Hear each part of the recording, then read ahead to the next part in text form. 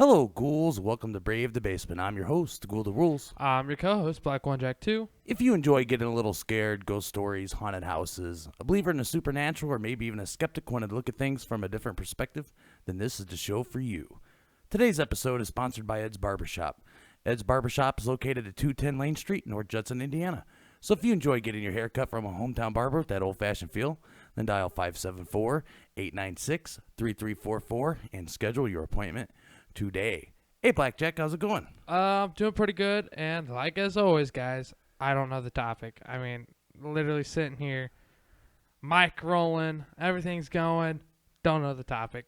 So to give a little bit of more perspective on this, because Blackjack complains, I'll say, okay, let's go ahead and start recording. And he'll say, so what are we talking about today? And he goes, oh, wait a minute. Don't tell me. Don't tell me.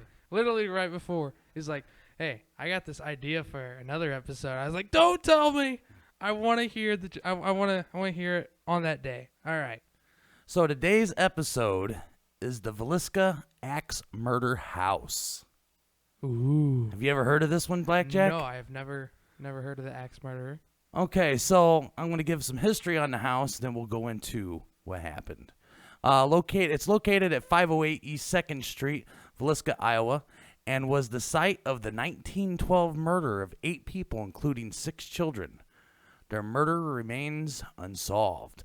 The house was built in 1868, and after the murders, it has been owned by 8 different people.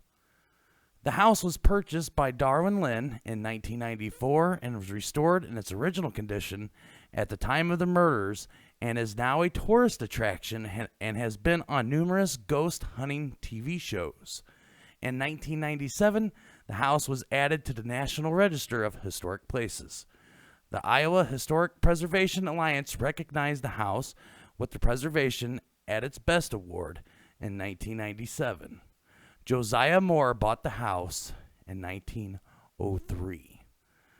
And so now we're going to get into what actually happened inside this house. So in June of 1912, the Moore family attended a family day at their local Presbyterian church. The event ended around 9:30 p.m. 2 neighborhood children asked their parents if they could stay the night with the Moore family that night. That night, 6 members of the Moore family and 2 house guests were bludgeoned to death with an axe. Time of death was estimated to be between midnight and 5 a.m. on June 10th. The next morning, a neighbor noticed they had not seen anyone and contacted Josiah's brother Ross. Ross arrived at the home around 8 a.m. and found 2 bodies covered with a sheet in a downstairs bedroom. Ross then contacted Marshal Henry Horton. The marshal searched the home. He found a dead body in every bed, along with blood-covered axe still lying in the room where the 2 house guests had laid. A medical examiner said each of the victims appeared to have been struck between 20 or 30 times. Josiah was the only victim to have been hit with the blade of the axe, while the blunt end crushed the rest of the victims, leaving investigators to believe Josiah was the killer's intended target. 7 of the victims appeared to have died while asleep. One of the house guests appeared to have had defensive wounds on her arm and suggests she was awake during the attacks. So, very, very sad for the 2 children who, it's sad for everyone involved, obviously. But for the 2 children that asked their parents, hey, can we spend the night? And they were unlucky that was their night to get murdered. That's terrible. Just absolutely heartbreaking. Like I said, for everyone involved, but especially for them. Imagine how those parents felt after that happened. So we're going to talk about some of the evidence that the police investigators found left at the scene of the murders. 2 cigarette butts were discovered in the attic, suggesting that the perpetrator had waited there while everyone in the house went to sleep. So he was already there inside the house, they believe. Oh, that's no good. No. And police discovered a plate of food and a bowl of bloody water on the kitchen table, which the killer might have used to have washed his hands. He also searched through the drawers and found garments to cover various surfaces in the house, including mirrors and glass panels in the doors. The strangest of all was the killer left a 4-pound slab of bacon in the house guest's room. The killer took the house keys as he left, locking the doors behind him. You know what the sad thing is that with today's forensic science, we would probably already found this person. Yeah, it probably wouldn't have taken very long. Very long. Because today's forensic, we have DNA testing. I mean, if you think about it, this guy literally washed his hands in blood. Easy contamination, blah, blah, blah, but easily testable. He probably has fingerprints all over that place. So, they did have a main suspect in these murders, and I'm going to talk about him for a minute before we get into the actual paranormal stuff. So, a traveling minister named Reverend George Kelly arrived in Villisca for the first time to attend a Sunday school family day event. He then left Villisca at 5 a.m. the next morning on the train heading out of town. Reportedly, he told some of the passengers that 8 dead bodies were lying back in Villisca several hours before the news had spread. He even mentioned that they had been killed while they slept. Reverend Kelly returned to Villisca 2 weeks later, and after fooling officers into thinking he was a detective from out of town, he was able to latch onto a tour of the Moore house with a group of legitimate investigators. It wasn't until police became aware of Kelly's past that he became a suspect in the Villisca killings. In his teenage years, Kelly had struggled with severe mental illness. It wasn't until 1917 that a grand jury indicted Kelly for the murders. In August of that year, Kelly confessed to the murder. Given his history of mental illness, his confession was dismissed. The court later acquitted him and set him free, which is why this murder is still considered unsolved. So what do you think this guy did at Blackjack? I mean, I'm not sure. Well, I'll tell you what I think. Because, my notes here say that he arrived in Villisca for the first time to attend a Sunday school day event. And then he left the next day. Never been there before, was there for one day, comes back 2 weeks later. And they always say that a dog comes back to his vomit. And so, for whatever reason, he really wanted to see the Moore's house again. So, they say it all the time, especially with murder cases, that these murderers go back to the scene of the crime. Like I said, a dog always comes back to his vomit. Or it could just be a coincidence. It's a coincidence that he lied to police and told them he was an out-of-town police investigator so he could take a tour of the house. Yeah. I mean, coincidence, am I right? But either way, he was acquitted for whatever legal reason he was acquitted for, and this case is still considered unsolved. So, this is a paranormal podcast. Why do I keep going on about this? Because there's been some paranormal activity. Well, of course there is. There was children dead and everyone's been killed in their sleeps. Why not? So since the murders, paranormal activity has been reported at the house. Reports of objects moving on their own. Footsteps can be heard as well as voices throughout the house. The house is now open for tours and overnight stays. And Blackjack, if you want to stick around in the axe murder house, it will only cost you for an overnight stay $428. Yeah, I'd rather stay where I'm at right now. So, this is a pretty famous murder. It's a pretty famous haunted house. So, some of the guests have been questioned about their experiences. And one guest said, absolutely, for the entire tour, I felt like there was someone watching me. I just had that feeling of eyes on the back of my head, and it made me get goosebumps. My friends and I were also lucky enough to get some male and child voices on EMF, which is electromagnetic field meters, and that's a recording device.